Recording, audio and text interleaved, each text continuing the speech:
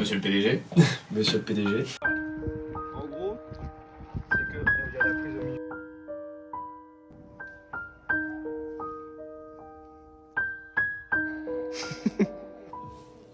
T'es content de passer le balai?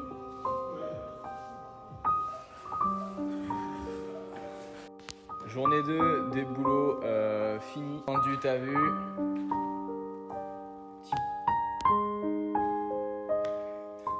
Voilà. Allez, maintenant manger parce que là, franchement.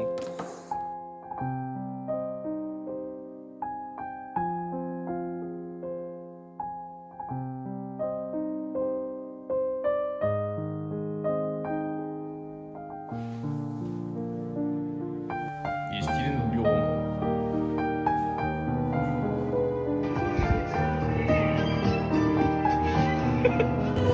Yes, donc.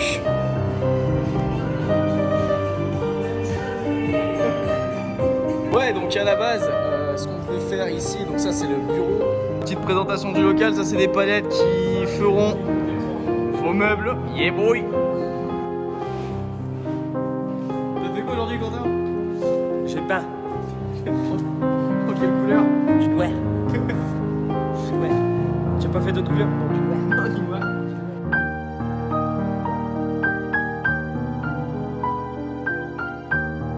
Très triste. Très. Voilà, aujourd'hui j'ai 24 ans. Je m'en suis toujours pas remis. Bon, il est 22h. On est à 4 jours.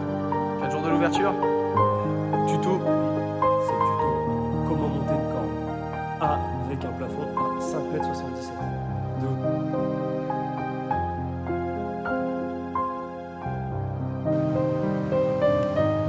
Si je décide de viser.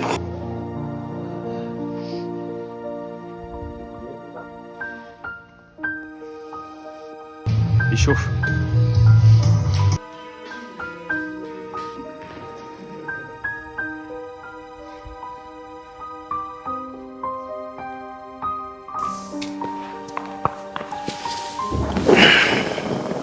Salut. On a quelque chose à vous dire. Alors, ça fait une belle lurette qu'on se côtoie. Tout à fait. Depuis avant le Covid. Ouais. Ça fait combien de temps maintenant? Ah, on Ça en va a faire fait du 5 chemin. Ça va faire 5 ans, je crois. 5 ans. 5 ou 6 ans. Hein. Oui. Et après, c'est magnifique 5 années, 6 années de mariage qui sont du coup. J'ai décidé de quitter le QG.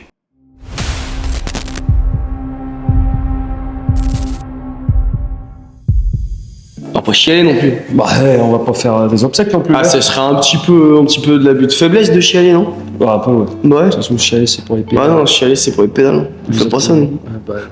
On reste dur et fort.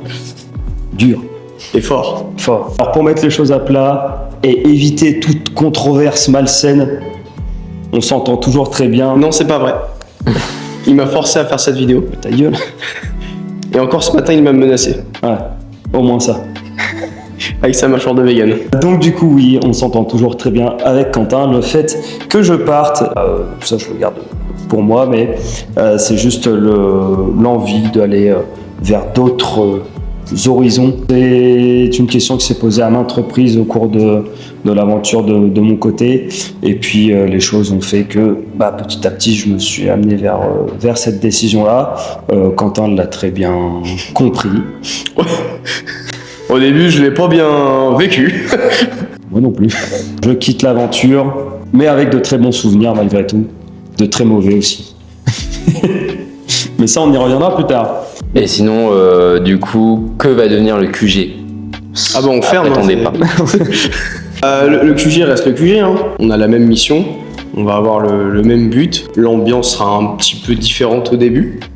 Ensuite, Quentin va être vite remplacé. Personne n'est irremplaçable. Si. L'avenir, donc on avait des gros projets là pour cette fin d'année.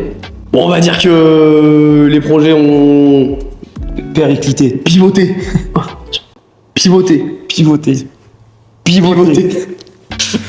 Donc du coup voilà, on va avoir un petit pivot au niveau de l'équipe forcément, au niveau des projets qu'on va pouvoir mettre en place. Il y en a qu'on va devoir reporter et il y en a d'autres qu'on va faire potentiellement plus vite. Ça c'est à voir. Mais voilà, le QG reste la même chose. Vous aurez toujours les vidéos YouTube, donc peut-être qu'elles seront un petit peu moins fun. Peut-être que je vais continuer d'être très drôle tout seul. Vont se passer, les coachings vont se passer, on va continuer de former des coachs, on va continuer de donner les cours avec Move It, on va continuer les partenariats avec les clubs de sport du coin, on va continuer les programmations, tout ça quoi. Le but, c'est tout simplement que le QG reste le QG actuel, mais en mieux, mais juste avec un Quentin en moins. C'est tout ce qui changera. Mais par contre, les vlogs seront toujours d'actualité et je pense que tu as une base dans l'humour, mec. Je pense que tu pourras faire rire beaucoup de gens. Tu penses? Ouais, je pense. Pourquoi? Parce que t'es drôle. Non, il y en a, ils m'appellent Quentin méchant, mec. Ça veut pas Ils m'appellent pas Quentin drôle. Ça veut pas forcément dire que t'es drôle, que t'es pas drôle. Tu vois, par exemple, il y a des méchants qui sont très drôles. Alors qui? Ouais. Et puis Le méchant dans Ace Ventura. Il est drôle. celui qui est travesti. Ouais.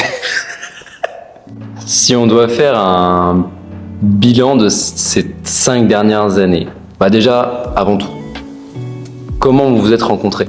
Votre première rencontre, qu'est-ce qui a fait que vous êtes arrivés à vouloir ouvrir une salle ensemble? Alors, la première rencontre a été très simple. Le dépit. Le défi, c'est-à-dire qu'en fait, à un moment, je marchais dans le camp et là, mon gars, je tombe sur un mec qui était dans le caniveau. Mais vraiment, il est vraiment tombé. Ouais, je suis vraiment tombé. Tu vois, genre là, j'ai trébuché, bim, je tombe sur un mec dans le caniveau. Et là, il se retourne et il fait putain, c'est Brad Pitt. Et je dis bah non, mec, je suis pas Brad Pitt. Et là, le mec, en fait, c'était Quentin. Voilà. Et pendant 3 ans, j'ai cru que c'était Brad Pitt. Et puis en fait, un jour, je me suis réveillé, je fais putain, mais c'est pas Brad Pitt en fait. Et voilà. Et du coup, c'est arrivé là, quoi. C'est comme ça que je parle. On s'est rencontrés en compte d'haltéro, je crois. Ouais, au cours d'un. T'étais au CCHM, quoi. Ouais. Et je crois qu'on faisait voiture commune avec le daron. Ouais, c'était ton père qui conduisait, je crois. Exactement, et c'est à ce moment-là que du coup, tu as annoncé que tu étais le père de. Le père de mon père, ouais. Le père de. Ah non, non, je suis con. Le fils de ton père. Exactement. En soi, c'est tout à fait logique. Exactement. Et du coup, il se trouve que tu connaissais mon père, on a commencé à parler comme ça. Voilà. Et puis à un moment, on faisait de l'arraché. Et puis je lui dis, t'es franchement nul, toi. Ouais. Non, moi, je crois que c'était ma première compète d'haltéro. C'était à Lançon. Parce que moi, j'étais même pas encore dans l'équipe d'haltéro. Et c'est juste que j'étais en BPGEPS. Et Joël m'avait dit, tu fais quoi ce week-end? Parce qu'on faisait de l'haltéro en cours. Et j'ai fait, là, tout de suite, je te dirais rien. Il fait, j'ai un athlète qui est malade. Tu fais une compète d'haltéro? J'ai fait, ouais. C'est ce qu'on appelle communément un bouche-trou. Et après, de fil en aiguille, je crois qu'on s'est entraînés ensemble, on a fait la saison ensemble. Voilà, et puis on a commencé à bien s'entendre. Et puis à un moment donné, toi, tu voulais ouvrir une salle. Ouais. Et du coup, tu avais monté un plan avec des kinés, mais ça allait pas assez vite à ce qui paraît. Ouais, c'est ça. C'est qu'à la base, je devais faire un centre sportif, coaching, kiné, un pôle santé en gros. Et ça allait pas vite. Et puis moi, j'avais pas beaucoup de sous, donc du coup, j'étais un peu en retrait. J'étais pas moteur du projet, tout ça. Et ça me ressemblait pas. Moi, j'avais envie d'indépendance et franchement de faire mon truc, mais genre de le faire vite quand je veux. Et donc du coup, à ce moment-là, je t'ai dit viens, on ouvre un truc parce que c'est maintenant, quoi. Et c'est vrai qu'au niveau du timing, on était plutôt pas mal. Donc du coup, à ce moment-là, je dis ouais, vas-y. La salle, la tronche qu'elle a aujourd'hui, c'était pas du tout ce qui était prévu au départ, par contre. Elle va évoluer, je n'en doute pas. Et puis en fait, après, on a commencé à faire les démarches. Donc Quentin a commencé à faire le business plan de la salle, qui reposait sur 2 pages. Non, c'est pas vrai. 4 pages? Non, c'est pas vrai non 5 plus. pages? Non, là tu parles du prévisionnel. Et le prévisionnel, oui, il faisait 2 pages. Pardon, prévisionnel. Non, parce que le business plan, il faisait 18 pages, mec. Oui, le prévisionnel. Ouais, enfin bref. Ouais. T'as fait un truc qui a fait 32 pages, in fine. Du coup, on en a fait 2. Bah ouais. Mais du coup, on y est allé un peu en mode cow-boy. Ça, c'était très drôle. Les débuts, franchement, mais c'était hilarant. En fait, soit on a des grosses couilles, soit on est vraiment débile. Mais par contre, il y a personne avec nos moyens. Parce qu'on avait quoi? On avait 14 000 euros là, quand on a voulu ouvrir. Toi, t'avais les 10. Ouais, moi j'avais les 10. Les 12. Les 12. Ouais. Bah, en fait, on a ouvert avec pas grand chose et on savait pas grand chose non plus. Et ça, c'était vraiment pas pratique. On a ouvert la première partie, il y avait littéralement 2 barres de traction et 3 kettlebells quoi. Ce qui fait que pendant les WOD, fallait réfléchir. On n'avait pas de vestiaire non plus. Ah ouais. Ça, c'est sans doute le truc. Avec le recul, où on aurait dû se dire quand même, je pense, vas-y, on finit les vestiaires et au moins on ouvre et au moins on n'aura rien à faire. Ça vous prendra 2 semaines de plus, mais c'est pas grave. Et non, on n'a pas décidé de faire ça, on a décidé d'ouvrir vraiment le 12 novembre. 12 novembre, ouais. 12 novembre, voilà. 12 novembre, porte ouverte, il n'y avait pas de vestiaire. Il y avait un chiotte. Il y avait un chiotte. Et c'est peut-être aussi pour ça que les gens nous aiment pas. C'est qu'en fait, on l'a quand même fait. Surtout qu'on l'a fait en 2 mois. Ouais. Ça, l'ouverture, elle était méga rapide. On avait plus de temps de recherche, d'emplacement de salle, de préparation de dossier, que d'ouverture même. Parce qu'une fois qu'on a eu la société de créer, tout ça, les crédits, la localisation, en fait, tout s'est fait en 2 mois. 2 mois. En plus, tout était bien coordonné parce que le matos et le sol sont arrivés vraiment au dernier moment, je crois. C'était le seul truc qu'il y avait à faire la veille. Ouais. En fait, la phrase vaut mieux faire que pas refaire, bah on était pile dedans. Hein. Si tu veux, la veille à 3h du matin, le sol était toujours pas fini. On a fait des préinscriptions, la peinture était pas faite, le sol c'était du béton. Et les gens ils ont dit bah dans 2 semaines ça ouvre. On a fait oui. Tout le monde était en mode vous ouvrez le 12 novembre. Oui. Mais vous y arriverez jamais. Bah si. Moralité, ce qui est important quand on a un projet, c'est d'y croire. Après, si je peux me permettre de rajouter un truc aussi, c'est que faut savoir que les gars, ils y ont été quand même au charbon. Voilà, ils vous disent que ça a été fait en 2 semaines, enfin que en 2 mois c'était fait, et qu'au bout de 2 semaines avant l'ouverture, ils avaient des préinscriptions, mais ils y étaient jour et nuit. C'était des moments où ils ne dormaient pas. C'était incroyable. Enfin, moi, ils m'ont surpris. Hein. Je les suivais sur les réseaux, ils m'ont surpris, les gars. Oh, on avait des sales têtes. Ouais. Le jour de l'ouverture, c'était quelque chose quand même. Bah toi, tu ressemblais à un zombie. Ouais. Et toi, un gros turc. Un zombie avec des cheveux longs et tout maigre, et moi, un gros turc bien gras. Putain. Tout blanc aussi, par contre. Tout blanc. Ah, t'es tout blanc. Ah, on mangeait pas beaucoup. Hein. Et on mangeait de la merde. Ah ouais. On se couchait à 3h du matin. Ouais. Mais ouais. Mais on l'a fait. Et puis le temps faisant, il y a eu de moultes aventures. Ah bah, les péripéties furent nombreuses.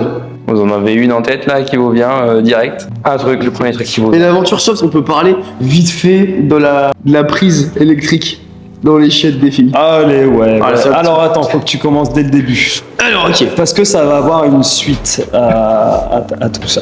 Ouais. Alors, du coup, quand on t'a parlé des vestiaires, on t'a dit, bah, les vestiaires des filles, pendant presque 1 an, il n'y en a pas eu.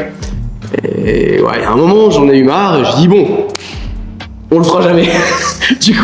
du coup, en fait, il fallait qu'on branche les toilettes et qu'on branche la lumière parce qu'il n'y avait pas de lumière pour aller pisser. C'est un Sunny broyeur dans les films. Ouais, c'est un Sunny broyeur. Parce que voilà, le bâtiment fait qu'on est obligé de mettre ça, sinon ça aurait jamais marché. C'est encore plein de soucis qu'on a eu. Mais en gros, je dis à Quentin, bon, on fait appel à un mec dans la zone qui veut nous installer ça. Quand le mec vient, moi je suis en coaching et je dis à Quentin, on sait exactement ce dont on a besoin. On a besoin d'une prise et de brancher la lumière. De 2 trucs. Quentin voit le mec arriver. Moi je fais mon coaching, ta. Le mec repart, il dit ouais je vais faire ça et tout. Là je dis à Quentin c'est bon tu as tout dit. Il me fait ouais. Et le mec là je sais pas combien de temps, 2 semaines plus tard, le mec vient toujours pas. Je lui envoie un message ou je l'appelle, je sais plus, je suis vénère. Je lui fais tu nous as dit que tu venais là, quand est-ce que tu viens nous faire nos lumières? Il fait non mais vous deviez m'envoyer l'ampoule que vous aviez déjà. Comment ça on devait? Il fait bah ouais. Je dis bah attends je t'envoie la photo. J'envoie la photo. Je fais dis donc, tu devais pas lui envoyer la photo du truc? Et il me fait bah j'ai oublié. Ok d'accord. Donc on lui envoie la photo, en quelques jours le mec il vient installer le truc et tout, trop cool. Le mec repart. Et là je fais bah attends mais y a pas d'eau dans les chiottes là, comment ça? Pourquoi ça marche? En fait le mec n'a pas installé de prise. Et le mec n'a pas installé de prise parce que Quentin, sur une lumière et une prise, il a demandé au mec d'installer une lumière. Et là, je commence vraiment à m'énerver. Et je lui dis, tu sais quoi? Je vais rien faire. Toi, tu vas installer la prise. Et depuis, les filles peuvent faire caca. Et elle marche bien. Et j'ai appris à mettre une prise. Les gens, ils voyaient galérer là pendant une journée. Mais il fait quoi? Je fais non, t'inquiète. Il veut pas que j'aille l'aider. Je fais non, il veut pas. Et ouais. Allez, dans les softs aussi, il y a le plombier. Ah, ça, c'était au tout début. Le plombier, c'était au tout début. Toujours avec les vestiaires. Au début, il y avait que la pièce d'eau à la base. On a dû créer les vestiaires vraiment des murs jusqu'au parquet, jusqu'à la pose des toilettes et tout ça. On contacte plusieurs plombiers pour qu'ils puissent nous poser le ballon d'eau chaude et les toilettes pour les gars. Dedans, il y a Doris. Si tu nous vois, passe le coucou. Doris, qui est un très bon plombier. On arrive à le contacter et on se cale un rendez-vous. Et le matin du rendez-vous arrive. Et donc du coup, moi, je suis tranquille chez moi, tu vois. Je promène mon chien avant d'aller à la salle. Et là, je reçois une notif de Google Agenda qui me dit que dans 10 minutes et qui m'a rappelé le rendez-vous. Ah, merde. J'appelle Quentin. Ouais, on a un rendez-vous dans 10 minutes avec un plombier. Faut que tu viennes me chercher. Il est arrivé et on a foncé à Douvres pour arriver et le plombier était super sympa. Attends, il y a un rebondissement que tu oublies dans cette histoire. Vas-y, dis-moi. Tu m'appelles, j'étais en train de prendre mon petit-déj. Et dans ma tête, ça va très vite. Je me dis, on doit être à la salle dans 10 minutes. Ouais. De chez moi jusqu'à la salle, il y a 17 minutes. Sauf qu'il faut que je passe par chez toi. Donc de chez moi jusqu'à chez toi, il y a au moins 15 minutes. Et de chez toi jusqu'à la salle, il y a au moins 15 minutes. Donc il y a au moins 30 minutes. Et donc du coup, je te dis, demande de décaler le rendez-vous. Et là, tu me fais, ouais, c'est bon, j'ai décalé le rendez-vous. Du coup, c'est dans 20 minutes. Et là, j'ai fait, toujours pas. Ça, c'est les trucs plutôt soft. Est-ce que vous avez des petites anecdotes à nous fournir? Ne faites confiance à personne. Les gens vous déçoivent. Leçon numéro 1. Leçon numéro 1. Au niveau du coaching, c'est une anecdote, mais sans être une anecdote, c'est que on le répète souvent, au début du QG, on était quand même assez virulents dans nos propos et ce qu'on disait. On était des gros nazis. Ah ouais, franchement, c'était vraiment costaud. Et moi, j'étais encore pire quand je coachais avant. C'est-à-dire que les gens, s'ils faisaient pas exactement ce qu'on avait dit qu'ils allaient faire, on les défonçait. Là, avec le public qu'on a là, ça marcherait jamais. Déjà que quand on encourage, il y a certaines personnes qui disent « Je ne fais pas trop d'encourager, moi je trouve qu'il y en a qui sont pas venus là pour se dépenser, ils sont juste venus là pour profiter de l'instant. » Et donc du coup, voilà, nous rappelons à ces jeunes personnes que à l'époque, dehors du QG, La première année, c'était franchement vénère. On mettait de la musique de cinglé, on hurlait sur les gens. C'était rustique. Il n'y avait même pas de dumbbell. Il n'y avait pas encore d'haltère. Il n'y avait pas encore de dumbbell. Il n'y avait que des kettles, des barres de traction, des barres d'haltéro. Et par contre, c'est sans doute des gens qui étaient du coup à fond. Ah ouais. À fond avec nous du coup, parce que ce sont des personnes qui sont restées très très longtemps et qui avaient une façon de voir les choses complètement différemment par rapport aux nouveaux arrivants, etc. Au bout d'un moment, il y a vraiment eu ceux qui étaient là avant, qui étaient vraiment identifiables parce que c'était des gros tarés, et les nouveaux. On s'est dit on n'arrivera jamais ici avec la situation qu'on a à avoir 100% de notre vision dans la salle, à faire la salle avec les gens qu'on veut, parce que l'emplacement géographique fait que les gens de la côte sont différents. Ils sont plus relax. Voilà, c'est ça. Et donc du coup, on a switché un petit peu, on laisse un petit peu plus les choses aller. Mais des fois, moi, j'aime bien péter un peu des câbles. Et gueuler sur les gens. Ouais, c'est pour ça que les gens m'appellent Quentin Méchant maintenant. Alors que mon attitude est quand même vachement plus soft qu'avant. Tu veux l'anecdote de sa rencontre avec sa meuf ou pas? Non, là, faut qu'on balance tout. Je pensais qu'on allait pas en parler de ce genre de détails. Mais T'allais pas en parler? Non, je comptais pas en parler, mais après, si vous voulez... Ce qu'il faut savoir aussi, la règle d'or du QG qu'on s'était fixé. Tu t'étais fixé, moi j'étais en couple. La règle d'or du QG, c'était du coup Pas les adhérentes. pas les adhérentes. Si on voulait des petits trucs et tout, machin, pas les adhérentes. Eh ben, il a vite oublié cette règle. Ni les adhérents. Ah ouais. Donc, et ça, les murs étaient pas encore peints de la salle. On s'était fixé ça. Et après, Ouais, parce il y a eu- qu'à l'époque, il était en recherche désespérée d'une petite amie quand même. Oui. Ou de quelqu'un chez qui passait la nuit. Dans qui passait la nuit. Les deux. Après, il y a eu une clause à ce petit truc-là, un petit astérix. Pas les adhérentes, sauf si c'est du long terme. Là, il se l'est créé tout seul, sa clause. Aussi. Pour les employés aussi. Par contre, ouais. Après, je te laisse raconter. Tu raconteras mieux que moi. Donc, fut un temps, une époque où Manson était en recherche désespérée de l'âme sœur. Cette époque désespérée, moi et ma conjointe, nous l'avons vécue en inside. Nous étions là face à ces multiples tentatives de drague improvisées via Instagram et de ces multiples déraillages. Sauf qu'un jour, vient une adhérente.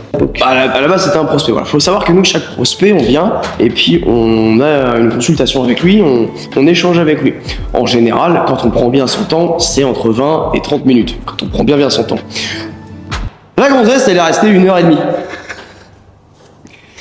C'est-à-dire que, voilà, moi je faisais le cours et on le voyait dans le bureau et tous les adhérents le voyaient dans le bureau. Donc, et ils étaient là, on nous dit, mais qu'est-ce qu'il fait ? Et on le voit discuter.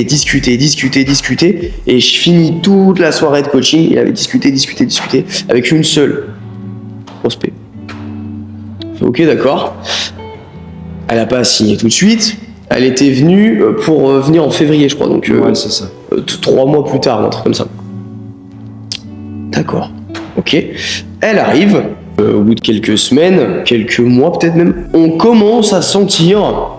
Donc quand je dis on, c'est toute la salle. Voilà, qu'ils se tournent autour les deux. Mais c'est très très enfantin, très adolescent le truc. Et ils se tournent autour. Et c'était même relou à la fin. On fait non, mais franchement, vas-y, parce que là c'est chiant, c'est cucu, c'est relou. Et tout le monde lui dit, mais vas-y, je crois qu'elle largue son mec. Ensuite tu te mets avec. Ouais. Est-ce que je raconte pour la musique ? Allez, on raconte pour la musique. À un moment, donc elle venait passer beaucoup de journées avec lui. Donc quand je dis avec lui, c'est que moi aussi j'étais là. C'était gênant. Donc le samedi après-midi, quand il n'y a pas un seul client et que toi tu passes l'aspirateur et qu'il vient s'asseoir à côté de toi, que toi tu n'as rien à voir, tu vois. C'est très gênant et que lui il fait style, il se passe rien alors qu'il se passe quelque chose, mais en fait ils se parlent pas parce que c'est gênant et qu'ils sont tous les deux tout rouges. C'est très gênant. Et à un moment, je me dis, bon, vas-y, ça me saoule, je me casse. J'ai juste le temps d'aller aux toilettes pour pisser, que là, j'entends Monsieur Manson, fini de passer l'aspirateur, pas un bruit dans la salle, je vais mettre de la musique d'ambiance. Et le mec, il sort la musique, true. De Spando Ballette. Donc voilà, et l'anecdote, c'est qu'ils se sont pas mis ensemble direct après. Ça a encore duré. Voilà, mais ça dure. Ça dure. On n'y croyait pas, mais ça dure. Enculé. Donc voilà, vous avez remarqué quand même qu'il a peu de considération pour ses propres règles. De toute façon, les règles sont faites pour être enfant. Non, ça c'est une phrase de mec qui vient du chemin vert. Mais à part ça, la salle, ouais, depuis 3 ans, elle est quand même sur les bons rails. Ouais, on a quand même des difficultés depuis 3 ans qui sont pas évidentes quand on part de là où on part. Ce qui fait qu'on n'avance pas aussi vite qu'on voudrait. Et malgré tous les efforts, ça reste quand même galère quand tu viens de nulle part, en gros dans ce milieu. Même si d'extérieur, on peut croire que tout le monde est égaux au niveau du business, quand on voit des salles de sport qui s'ouvrent à droite, à gauche. Quand on part de là où on part, c'est un petit peu plus complexe et un petit peu plus long. Ça demande beaucoup plus de travail. Et puis l'année où il y en a eu le plus, ça a été la 2e année. Où du coup, après le bilan de la première année, on a mis un coup de collier monumental et ça a payé. Et, moi, début de 3e année, fiscale on va dire. Là pour le coup, il y a eu des idées qui ont commencé à divaguer un peu. Ouais, c'est-à-dire que en fait, moi, un des plus gros défauts que j'ai, c'est que j'ai beaucoup d'idées. Et forcément, vu qu'on a peu de moyens, toutes les idées sont pas bonnes. Normalement, des idées, ça a un timing, tout ça, et là, on n'était pas du tout dans le timing. Et malheureusement, c'est que moi, je suis aussi trop impatient. Et je voulais qu'on fasse telle chose avant. Donc, comme tu l'as dit, la deuxième année, c'est plutôt pas mal passé.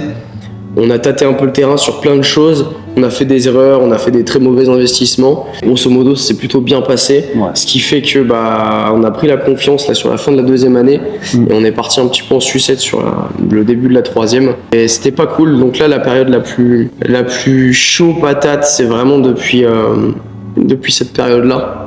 Ouais, il y a eu la période vraiment de fin d'année, début d'année qui a été assez compliquée à gérer au niveau des idées, au niveau des changements, au niveau de la salle. Ouais, et puis même dans la structuration, on avait changé pas mal de choses. Ouais, au niveau des ventes, on avait changé le truc. Et à chaque fois, je revenais avec un nouveau type de vente, une nouvelle méthode, avec une nouvelle publicité à filmer.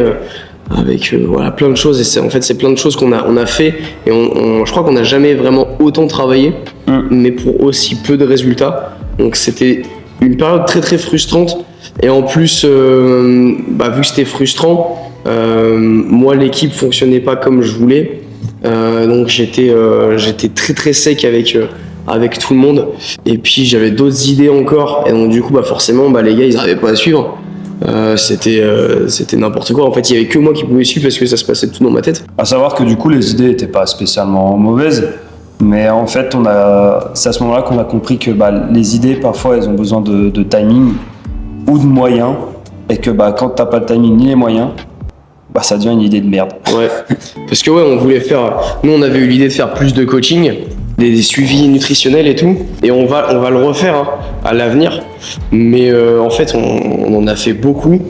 Quand tu fais une entreprise, en gros les actions que tu fais sur l'instant T ont des répercussions plus tard, et ça on le savait pas parce que sur l'instant T, nous toutes les actions qu'on faisait n'avaient pas de répercussions. Mais par contre quand on avait vendu plein de coaching et plein de suivi nutritionnel, et que 2 mois plus tard fallait qu'on gère en fait tous les gens qu'on avait acceptés, et que vu qu'on n'a pas de moyens, et on n'avait pas de coach, on n'avait pas de commercial, et là c'était n'importe quoi.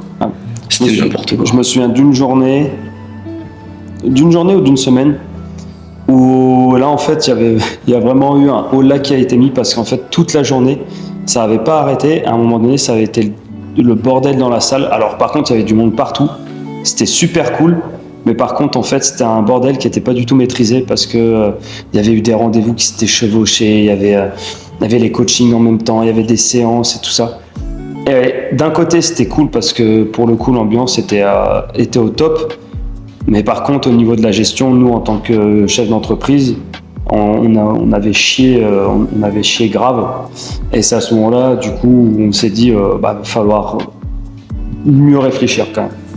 Mieux réfléchir, et c'est là où s'est posé la question de les idées qu'on met en place, l'évolution de la salle. Est-ce qu'on doit calmer le jeu, est-ce qu'on doit accélérer, est-ce qu'on doit changer tout ça? Les gens ils le savent pas, mais à ce moment-là on faisait énormément de réunions et de brainstorming en gros sur comment se recentrer et comment reprendre en fait la direction qu'on avait prise tout en accélérant quand même, parce qu'on va pas se mentir, à l'heure actuelle, même si ça tourne correctement, si on peut toujours pas faire de projet ou avoir d'équipe, c'est parce que ça tourne pas comme ça tourne pas assez. Ça tourne pas assez, donc on a quand même besoin d'élan et de faire plus, d'avoir plus de gens et de faire proposer plus, mais on essaie de se recentrer pour éviter de partir en sucette comme on l'a fait. Le côté positif de ça, c'est qu'on sait que toi tu seras pas là pour voir ça, mais quand on aura les moyens humains pour pouvoir accepter tout ça, on va pouvoir le refaire,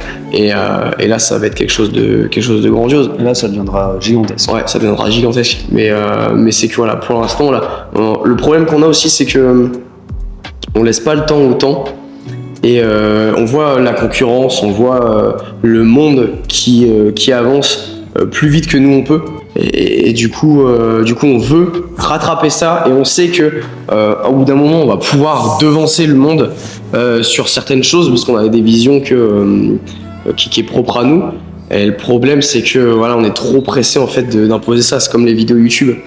En fait en soi on n'a pas le temps de faire des vidéos YouTube, on en fait une par semaine, mais du coup on travaille encore plus parce qu'on a décidé de le faire vite. Si on avait attendu d'avoir vraiment le temps, normalement à l'heure actuelle je pense qu'on n'en ferait pas. Sans doute la chose qui a le plus servi à la salle, et je pense que c'est la chose dont je suis le plus fier, c'est qu'on n'a pas dressé l'image du QG autour de CrossFit. Ça, c'était plutôt cool. Sans doute l'une des meilleures choses qu'on ait fait. Même si effectivement on n'est pas trop dans le bon timing niveau de l'investissement humain et des vidéos YouTube et tout ça, en vrai on a réussi à créer quand même une belle image de marque, on va dire. Et je pense que vraiment si on avait eu des moyens humains plus importants, plus vite, on aurait pu faire un truc de ouf. Un petit peu de temps, un petit peu d'argent en plus, et on peut faire des trucs de ouf. En soi, les bases sont là, donc l'évolution du QG se fera avec le temps. L'avenir du QG m'inquiète pas du tout, personnellement. Et donc, toi, Quentin? Ah oui, lequel? Ah oui, ça c'est une bonne question. Quentin Manson. Oui. Le gros lâcheur. Que vas-tu faire ensuite? C'est une question. Alors, pour le coup... Alors moi je sais exactement ce qu'il va faire. Donc là déjà avec tout l'apport qu'il a, il va acheter une camionnette et il va aller faire le tapin sur le port. Non, moi je l'ai pas vu dans celle-là. En petite nuisette. T'as l'image? Déjà en soi, le but de mon départ, c'est pas du tout parce qu'on s'est brouillé ou quoi. Au contraire, on est en très bon terme. Que l'évolution de la salle se fasse beaucoup plus vite. Et donc du coup, mon avenir professionnel, je le garde pour moi. Avoir un patron au-dessus de moi, voilà. C'est dégueulasse ça.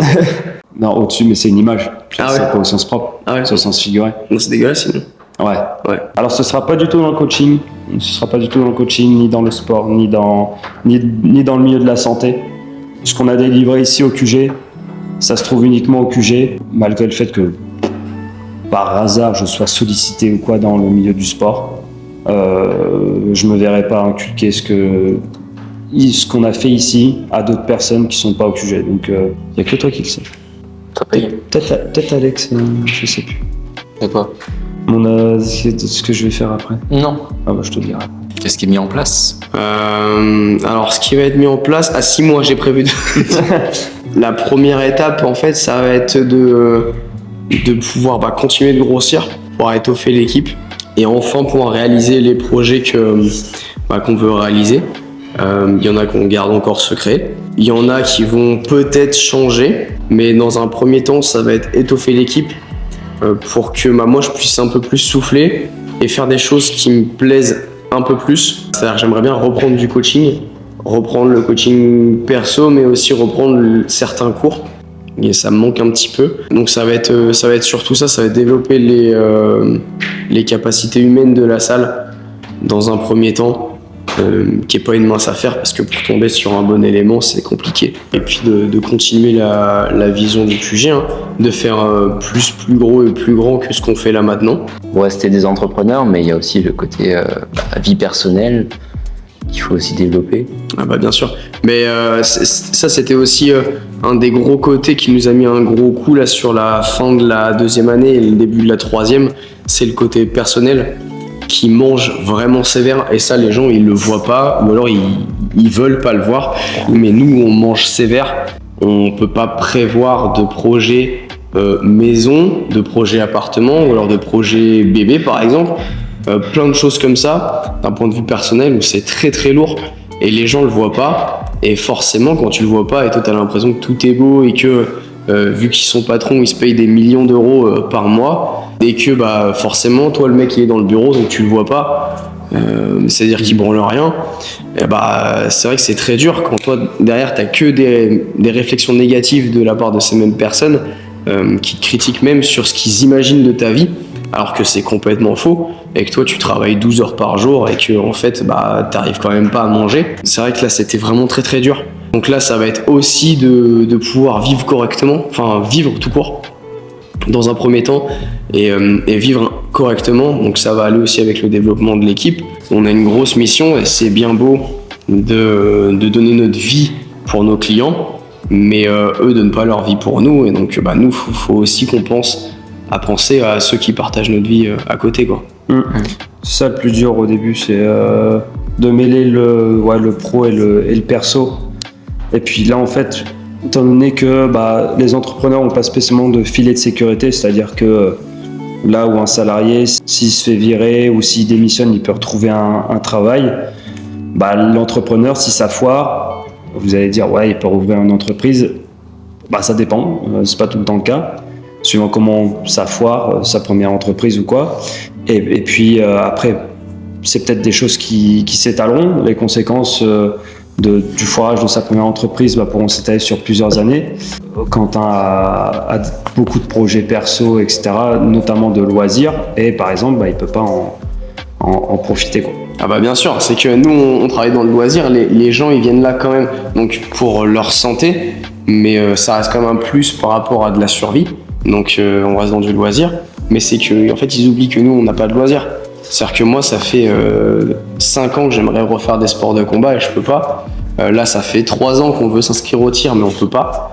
Il y a plein de choses, nous on peut pas faire de resto, le cinéma on peut pas le faire. Ouais, puis même après suivant les échéances qu'il y a à venir, parfois ok tu passes un resto mais ou un cinéma, mais ton esprit est ailleurs, quoi. Donc ça c'est aussi très compliqué à gérer au quotidien, et être entrepreneur ça ne s'improvise pas, je dirais. Ouais, en vrai tu peux, malgré ce que tout le monde peut dire, être entrepreneur tu peux pas le devenir, je pense, si tu l'as pas vraiment au fond de toi. En fait, il y en a plein qui parlent du pourquoi, et si ton pourquoi il est pas plus fort que tous les inconvénients que t'as et que t'es pas fait pour ça, tu seras jamais fait pour ça, en fait. C'est ça. S'il y a bien un truc que je dois retenir de ces 3 ans, c'est vraiment qu'il y en a qui seront entrepreneurs et qui réussiront et tout ça, mais t'en as d'autres qui sont faits pour ça. T'en as d'autres qui sont faits pour avoir des idées H24.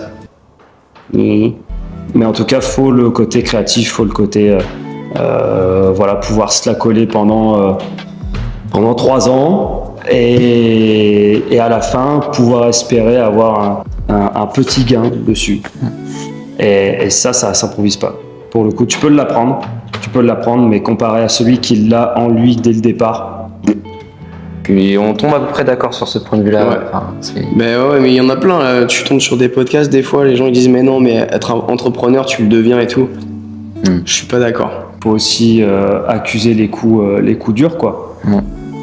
C'est-à-dire que nous, au cours de l'aventure des 3 ans, là pour ce début de 3e année, il y en a eu un gros qui est arrivé. Mis à part le départ, mon départ, il y a eu un autre coup dur qui est arrivé, qui est assez galère. Mais je pense en particulier que si une entreprise veut grandir aussi, à un moment donné, faut y aller. Et si t'as pas le pourquoi assez fort, du coup, tu deviens un boulet, quoi, en gros, grosso modo. Du coup, c'est pour ça qu'après, faut partir. Et il y a un autre aussi aspect que j'ai envie de relever aussi pour cette vidéo, c'est que vous avez aussi cette capacité de vous remettre en question. Et c'est ce qui fait aussi que vous êtes encore là aujourd'hui. Parce que oui, la combativité, oui, être un stratège comme j'ai dit tout à l'heure, mais aussi la capacité de se remettre en question et de tirer du bon en fait et aussi le mauvais de ce qui s'est passé. Et cette particularité-là, vous l'avez tous les deux. De garder le sourire parce que vous êtes des gars super souriants. Moi, c'est le petit mot que je voulais rajouter en plus parce que c'est pas quelque chose que vous avez soufflé dans cette vidéo. Le fait de se remettre en question, c'est là où c'est la magie de l'association, c'est-à-dire qu'en fait, chacun peut faire son retour, même si c'est pas agréable sur le moment. On va dire que pour un être humain lambda, manger son propre caca, c'est pas agréable. Du coup, c'est vrai que t'as pleuré plusieurs fois. Non, c'était une assiette comme ça, tout à fait. Donc c'est vrai que c'est pas naturel, mais pour autant il faut le faire. Et d'ailleurs, il faut le faire que ce soit en tant qu'entrepreneur ou alors en tant que simple personne salariée. En tant qu'ami, dans votre cas aussi. Ouais, aussi. Moi, je suis pas son ami, moi. Voilà. Je vous ai dit. Le pire souvenir que j'ai, c'est dans la continuité du rendez-vous avec le plombier, de la prise électrique. Tout ça, c'est le rendez-vous à la CCI, donc la Chambre des commerces, qui du coup pouvait nous fournir une aide. pour l'ouverture de l'entreprise. Et c'était moi qui étais chargé du dossier. Donc on fait un premier rendez-vous où la fille nous dit ouais bah là on est en fin d'année, donc revenez plus tard. 1 mois se passe, 2 mois se passent. Et en gros je la rappelle pour la relancer et tout, pour recaler un rendez-vous. Pour avoir cette possible aide du coup. Le rendez-vous était à 17h. Alors, 17h30. 17h30. Et du coup, le petit Manson, il avait déjà fait l'erreur avec le plombier. Donc, il s'est dit, putain, là, je vais assurer le coup. Je vais lui faire répéter ce qu'elle vient de me dire. Donc, je dis, c'est bien tel jour à 17h30. Oui, oui. Je note 17h30. Le jour du rendez-vous arrive. Alors, on arrive à la CCI, tout content comme ça. Et là, on voit notre conseillère qui est avec sa sacoche d'ordi, son petit sac, et on lui dit bah bonjour, on avait rendez-vous à 17h30. Et là, Vlatipa qui nous dit ah non, mais le rendez-vous il était à 17h. Et là, bah gros blanc, du coup, parce que le petit fort là, du coup, vu qu'il est énervé à tout le temps, du coup là, il était énervé encore. Donc, c'est-à-dire que l'aller vers la CCI s'est fait avec de la bonne ambiance, le retour s'est fait dans le silence. Étonnant. Le voyage a été très long. Et du coup, le petit Manson n'a jamais su si c'était lui qui avait fait l'erreur ou si c'était la dame qui avait fait l'erreur aussi. On n'a jamais eu l'aide de la CCI. On s'est jamais recontacté avec la conseillère qui nous avait dit à la fin de notre entrevue on se recontacte, hein? Oui, oui. Et donc, du coup, on est rentré dans la salle. Donc, il n'y avait rien, c'était le bordel. Il y avait du bitume, la peinture n'était pas faite. Et on était en train de dérouiller certains trucs pour faire de la peinture. Et je me souviendrai toujours, il s'est allongé sur l'un des bancs qu'on a derrière. Tout ça, en 10 minutes. Et il s'est relevé, il a fait « Je vais partir ». J'ai fait « Ok ». On se saoulait. Et du coup, il est parti et moi j'ai continué de frotter mon truc tout rouillé et après je suis parti aussi. C'était une dure journée. Voilà, après il y a plein d'autres trucs, il y a le devis Fit and Rack où je paye le hors-taxe au lieu du TTC, enfin bref, voilà, des trucs comme ça. Ouais. J'ai envoyé 2 mails différents au même conseiller en 10 minutes. Ouais. Ah ouais, non mais si, il y a les premiers coups aussi, les premières fois où il décrochait le téléphone de la boîte. Allô. Attends. Mais non mais, tu dis, quand t'as un mensonge, j'écoute. Ah. Oh putain. Ouais. Ah, ça s'apprend pas d'être professionnel. Enfin si, ça s'apprend. Donc je crois que c'est le point d'orgue de ce podcast, je pense qu'on peut arrêter. Je quitte la salle. Mais c'est avec des bons souvenirs, de très bons souvenirs. Très grande aventure. Le QG subsistera et sera encore meilleur après, ça j'en suis sûr. J'en suis convaincu. Et c'est pour ça que je pars l'esprit tranquille. Par contre, les prochains mois vont être un petit peu étranges. On va pas se mentir. C'est-à-dire que même si l'ambiance était assez tendue par moments, même si on avait des divergences d'exigences au niveau de notre poste, tout ça, on se fondait quand même vachement bien la gueule. C'est-à-dire qu'au quotidien, c'est franchement très drôle. Le fait de recruter une équipe aussi pour le futur va être un petit peu différent puisque j'aurai plus de coping, on va dire, pour rigoler. Une fois passé cette phase de dépression, on va pouvoir repartir sur Du bon pied. Et puis refaire faire plus grand, plus fort, plus beau ce qu'on fait déjà, quoi. Comme dans Fort Boyard. Bon, Voilà. sur ce, adieu. Bref, je quitte la salle.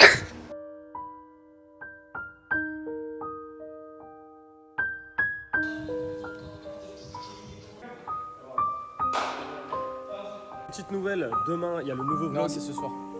Ah putain, ouais.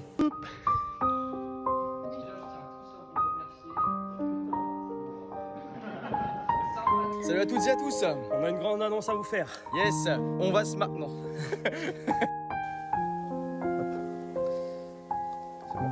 Ok, c'est parti. Ok. Vas-y, fais genre tu regardes un truc, tu viens. Hey. Ouais.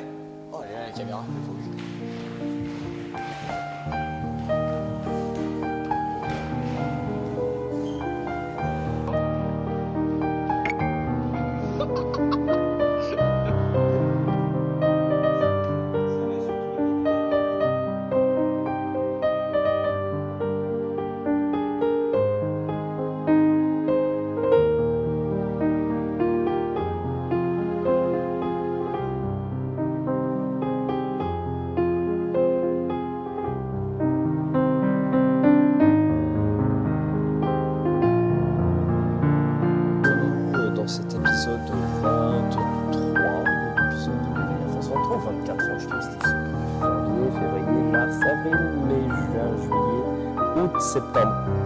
C'est 30. Maintenant. Et la bite.